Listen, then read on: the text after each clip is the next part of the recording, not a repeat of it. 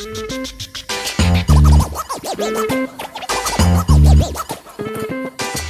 3, 2, 1. What's happening, everyone, and welcome back to the channel.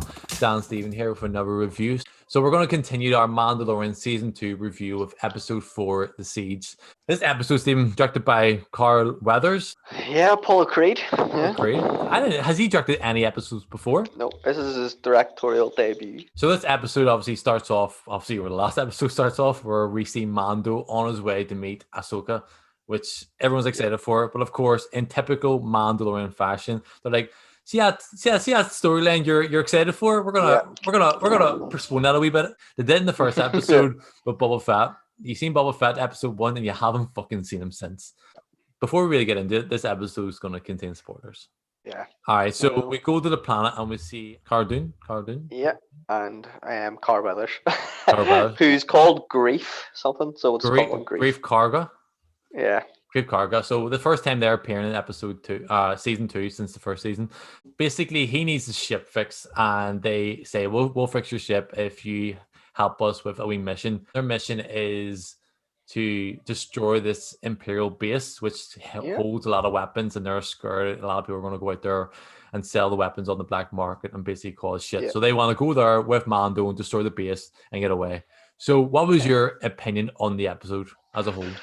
I really enjoyed it. I definitely Sweet, there you go. Done. Review over. That's it, done. It was good. It was the Mandalorian in typical fashion. You know what I mean? It's as we keep saying, it's literally a video game. Like it's just, you've got your main mission. This is what he's trying to do. He's trying to bring the child to the Jedi, but every so often he just keeps getting stuck doing side quests. Yeah. You're like, okay, this is just another side quest.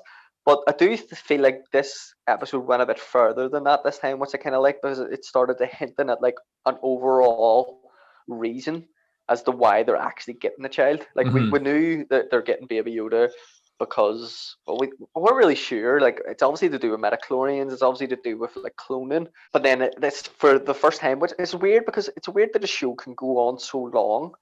So the overarching thing of this show is the bad guys are trying to get Baby Yoda to clone him, but they haven't touched on it in so many episodes.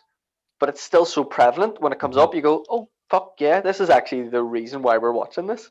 Are they trying to clone him though? Are they trying to use his blood to clone other people? Yeah. Or like inject it into people? Because that's something we've seen in Star Wars before. You know, they used like his I think we're seeing with General Grievous, didn't they? And like, well, I don't think it was touched on in Revenge of the Sith, but it was basically touched on in the comic books in between or something like that, where like General Grievous, he had like a blood transfusion of like Cypher Diaz's blood to make him more force sensitive, which obviously it's quite hard to do, and I don't think he was force sensitive. So I think that's what they're trying to do. So in this episode, when they go into the base, there's like a side part of the base where they run into these two guys who are fucking trying to talk on the machine or some shit. I don't know if you noticed on the guy's arm, he had the symbol for the clones.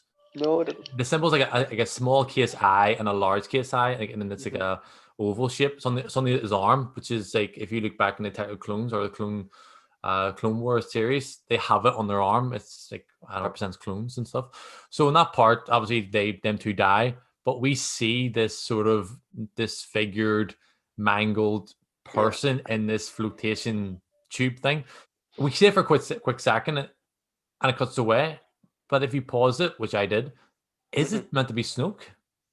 I don't know. I didn't pause it or anything. I don't know. Not Snoke per se, but that's maybe, I hope it's not. Not really him per se, but I feel like when we had the original Star Wars trilogy and we had these prequels or sequels that came out recently, what happens in between, so all kind of, obviously all the novels were obviously discounted and shit, but we don't know really what happens. But I think what the Mandalorian TV show is actually doing, as well as being an amazing TV show, it's bringing these trilogies together now. Like we're seeing the transition from the Empire till basically the New Order. First Order. Sorry, New Order. First Order. So we're seeing that, sir. First Order's a band.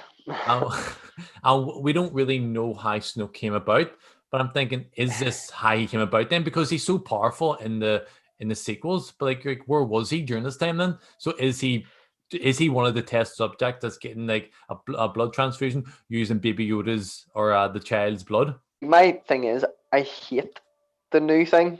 So I hope this doesn't link to it. But then I It kind has of to, though. It has to. supposed, yeah, I know. Not I think linked I maybe directly, need to but maybe accept that. indirectly, like maybe just like touch Maybe on it.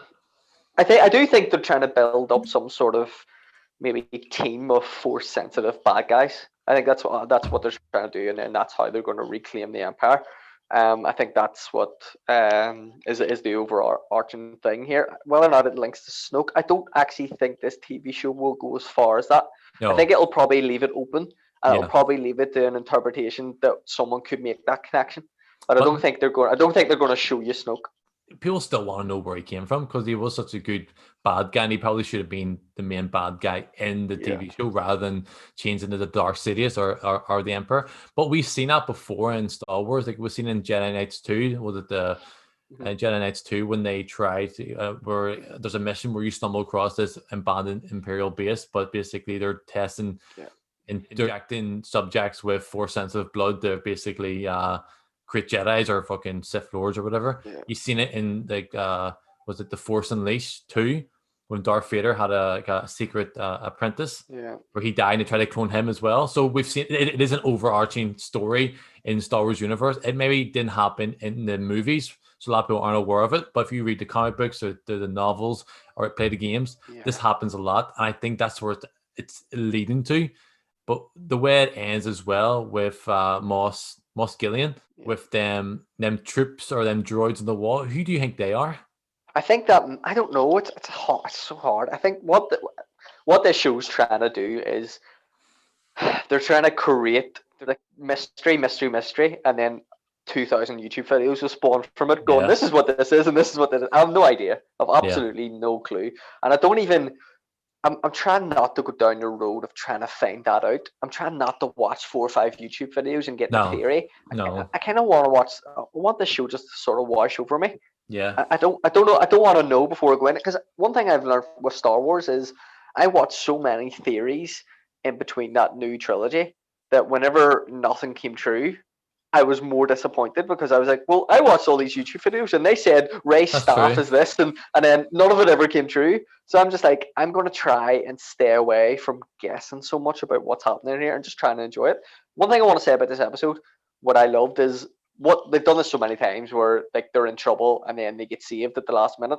I was actually glad that this time it was the fucking Mandalorian that saved them this Yeah, time. It was how like fucking he was the epic one was that done the that? saving. Yeah, I was like, it's just usually him getting saved by some random thing. But yeah, I also love um the ending whenever Apollo Creed was speaking to, oh fuck, at the end whenever oh she was talking about, the Asian fella. yes, Fuck, what was his name? I I don't know can't what remember his the name. fuck's name. Fuck's sake. Anyway, But yeah, anyway, the Republican fighter.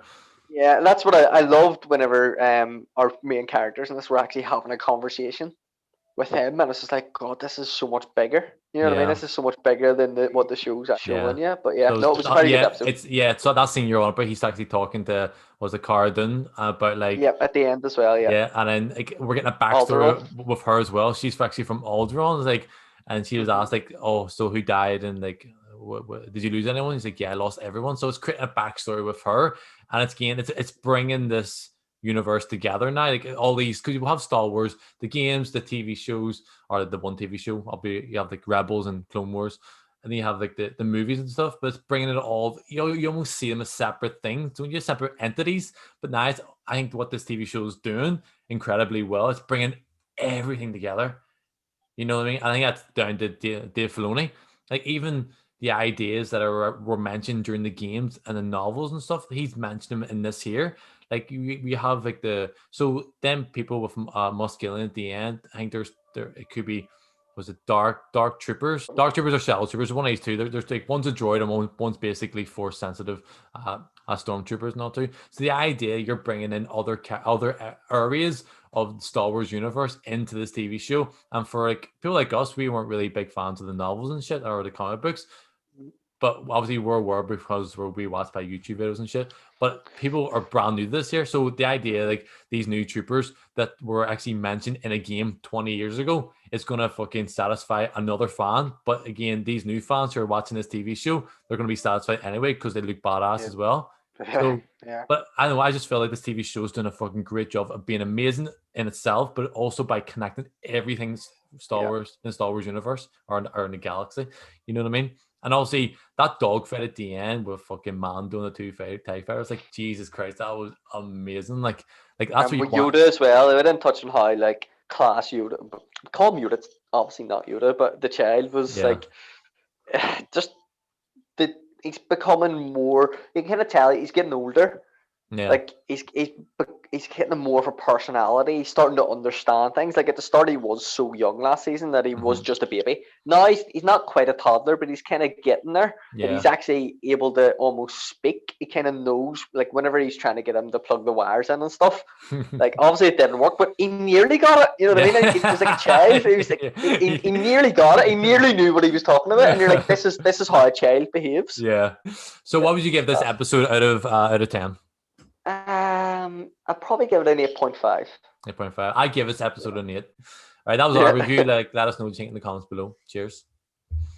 Hi everyone, thanks for watching the video. Please like, comment and subscribe. Just to let you know, we've got similar content available on the channel if you want to check it out. We also do our own podcast called MCPodcasting, where we cover a range of topics from politics, sports, and even movies. We basically just talk a lot of shit.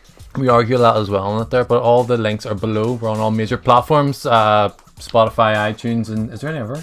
And that's the main ones, yeah. Yeah, it's the main ones. Just check out the podcast, and if there's any sort of videos you want us to react to, drop us a comment on the YouTube videos, and we'll be sure to check it out. Or if you want to make fun of us, then go ahead. We don't care. Be nice. Be nice. In fairness, we don't really get that many comments. No, don't. Yeah. Stop looking at me. Okay.